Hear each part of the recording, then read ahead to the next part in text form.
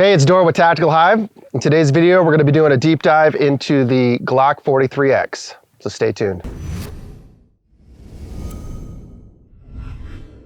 Hey, today's video is brought to us by DryFireMag. You guys are living in a striker fire world like pretty much so many, maybe even all of us are nowadays.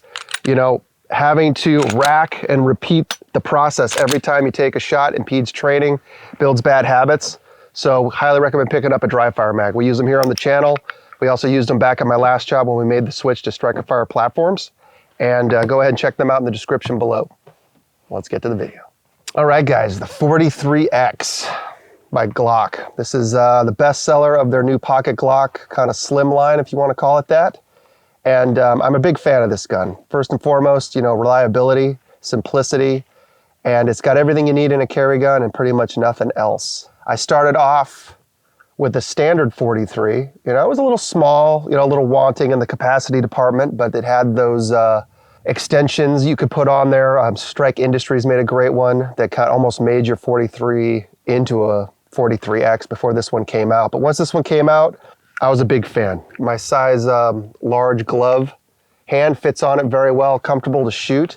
And with the introduction of the aftermarket shield mags that gave it a 15+1 capacity, these things started looking more and more like a Glock 19 killer. You know, is it going to be a little snappier? Of course, but much more convenient to carry. This one is set up with a hollow sun. It's the MOS version, and you know, everyone's pretty much going to dots. I've made the switch and no complaints. You know, starting off, everybody, you know, with the Glock 19, I've already done reviews on these. You know, it is the true kind of mid-size workhorse, best in class, best seller. But I mean, this thing's girthy. You know, it's big, it's heavy by modern standards as far as a concealed carry gun. And being able to switch over to this much smaller, much thinner, much lighter profile and still have that 15+1 capacity is, I mean, almost unbelievable. And those mags do run. I haven't had any issues with them.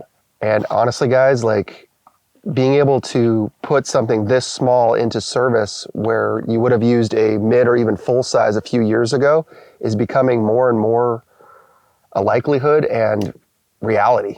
You know, especially if you're running, let's say, a primary weapon system in full kit, you know, just having something this simple, this small, this easy to transition to is something that we desperately needed, you know, 15, 20 years ago, fighting a war in a ski resort, damn near, you know, where ounces equal pounds, and, you know, you bring one too many pounds and it could be, you know, detrimental to the mission. So back in those days, guys were going out without pistols, you know, and then some guys were scaling down from the bigger, heavier, full-size platforms to Glock 19s, and even you were seeing SIG 239s being used in place of a 226 on the Navy side.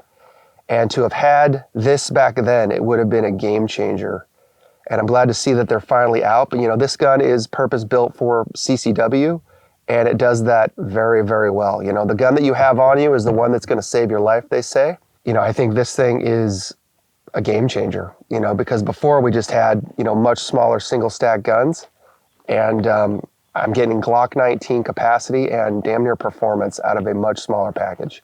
These things have been out for less than a decade. They haven't gone through any major changes that I know of. You know, this one is cut for a red dot. They don't have any rail system designed for attack light. You know, you find yourself in a low light situation, you know, having a light does make the difference, being able to positively identify, but teach their own. It is meant for your, you know, kind of that minimalist civilian, you know, just in case application. But shooting it, it's got the same Glock trigger, nothing special, but and again, it's gonna work, go bang every time, which I think is most important. It is a little bit snappier, but you just go ahead and grip it a little bit tighter, and it is definitely manageable. It does have a cousin, the Glock 48, which has more of a full length or mid-length, true mid-length barrel length and slide, but that one is not selling like this one. You know, they make that purpose-built short barrel defensive ammunition that is going to be a little bit snappier in the heat of the moment. Not something that I would, you know, train with, maybe familiarize myself with, but not, you know, train with, because it is probably going to wear the gun out a little bit faster. But these things do handle those hotter loads. I have haven't had any issues or problems, you know, trying this thing out, nor did I have any issues or problems with the true 43. The only difference between the 43 and the 43X is the grip length. But I used the extenders, like I said before, so I was sporting a 43X before it was even a thing. But the 43X and 48 did debut together. For whatever reason, the 48 doesn't sell as well. But I like that one too. But again, you know, the gun that you have on you is the one that's going to save your life. And this one's a little bit smaller, a little bit lighter, a little bit more convenient. And I'm just very impressed with it, guys. As you can see, you know, shooting it on the range, it is going to be a little bit snappier. It's a lot less material, a lot less mass than, say, your Glock 19. But comparable to, say, a Glock 26, I think it's probably even. They are a different shape. I do prefer the longer, skinnier grip as far as for recoil management purposes, but with those aftermarket Glock 26 mags that have that cut for the pinky, yeah, they're not bad. But again, carrying a bulkier, blockier, old school pistol is just not as convenient. It's not as easy. It prints far worse, in my opinion. And this new generation just kind of blows the old ones out of the water. All right, guys, so these come in 9mm only. You know, 9mm is king. There is that Glock 42 that predates these, but again, you know, it is a little bit smaller, but it's 380, and 380 just doesn't sell as well. So being able to have that 9mm round that you can, you know, put in just about every handgun you own, or at least just about every handgun I own, is very convenient.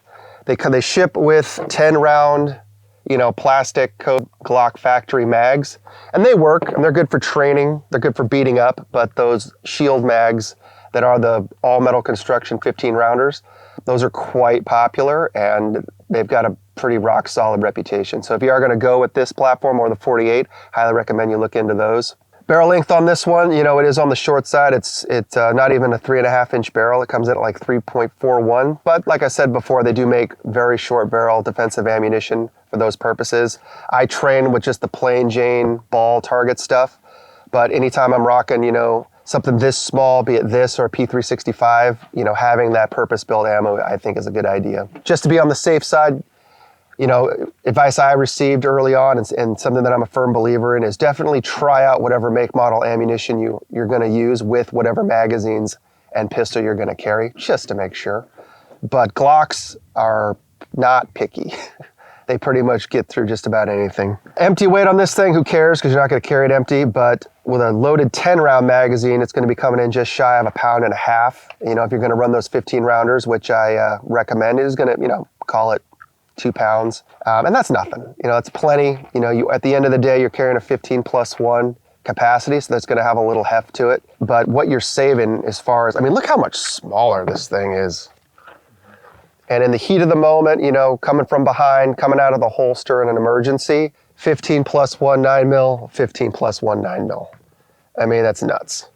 Absolutely crazy. I do love the Glock 19. You know, it is going to be a better shooter. It is, you know, a little bit more versatile depending on application, but for CCW, and I have carried a Glock 19 many, many times, I still do, but I mean, this thing's a no-brainer. You know, and seeing as they do have the same manual of arms, you know, keeping this gun as fresh, pristine, and clean as possible. You know, yes, you should still be training with it, but don't underestimate the power of dry fire, guys. Pick up some dummy rounds, and you can work, you know, getting in and out of the holster, defeating garments in a clear and safe environment at home. And, you know, that is going to be the big difference between these two platforms. And yes, this one's a little bit snappier, and as long as you understand that and can adjust your grip, honestly, that's really the only differences. So, you know, you show up to a 2-3 day pistol carbine course or pistol course, this is the one you want. You know, your hands are not going to fatigue as fast. You're not going to be as frustrated. You're going to be able to keep up a lot easier with the course. At the end of the day or whatever, you want to sneak in some reps with this one, by all means. But the grip pitch, the trigger, they're almost identical. And, you know, if you're a Glock guy or gal or person or they or whatever the heck you want to go by, sticking with that same manual of arms, that same brand loyalty, it says something. And I am a believer in Glock. You know, a buddy of mine who worked for Glock for about a decade or so after he got out of the military, he put it best. He just said they're shovels and they just work. These are the best-selling handguns on earth for the same reason the AK-47 platform is the best-selling shoulder fire, you know, weapon on earth. And they work. And once you know that it's going to work, you can just take it from there. And if you want to customize things and get crazy with it, by all means, try that out. There are some pitfalls there. I would stick with one make model and keep it all the same, but teach their own. It's your journey, and I wish you the best of luck. But for me, it's all about stock guns when it comes to Glock, and the smaller the better. That's just my personal preference. I'm a shooter, I like to shoot, but I'm also, like I've said before, I'm a huge stickler on reliability. And I think this thing is underrated in regards to what it can really accomplish in a full regalia secondary capacity. Yes, you're going to complete the mission with hopefully just your primary weapon, but if you had to transition to this for that quick, fast, in the room, save your life, reserve parachute capacity, there is not much you're going to be able to accomplish with a bigger, more purpose-built platform or size than you could with this. If you wanted to bump it up to a Glock 17, Glock 34. So all of those reps are on the same manual of arms. They have the same feel. They're all Glock. And if you're a Glock person, being able to CCW, train on the range, and then God forbid ever have to go into a more dangerous situation, that manual of arms and that level of reliability remains the same. And that is why I am a Glock fan. But yeah, guys, as you can see on the range, the same manual of arms. It is a little bit snappier, but not much. And in real life, being completely honest with you, it is scary. And you are going to be moving very fast.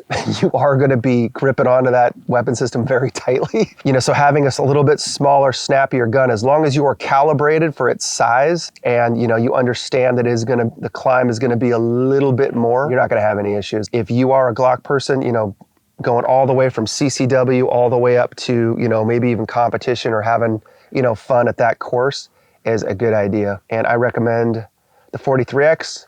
I have had a 43 before. Like I said, I use those grip extenders. It's basically the same thing, but the 43 gives you the option to downsize. So if it's really hot and you don't want to wear a lot of clothes, that smaller gun with that smaller mag, and it is a much smaller capacity. I think it's 6 for a flush fit, and then you can go, from there with your base plates, but now you're getting back up into a 43X size anyway. I do like having that modularity, that option, but for an everyday carry, guys, it's kind of hard to beat the 43X. There are other brands out there, of course. SIG makes a great gun that I got to shoot that Springfield Hellcat. It's a nice little shooter. Smith & Wesson has their M&P and Shield lines that are great. This is not a paid advertisement. I have absolutely nor does anybody at Tactical have any relationship with Glock whatsoever. But, I'm not going to say that I don't believe in their products, because I do. But anyway, thanks for being here.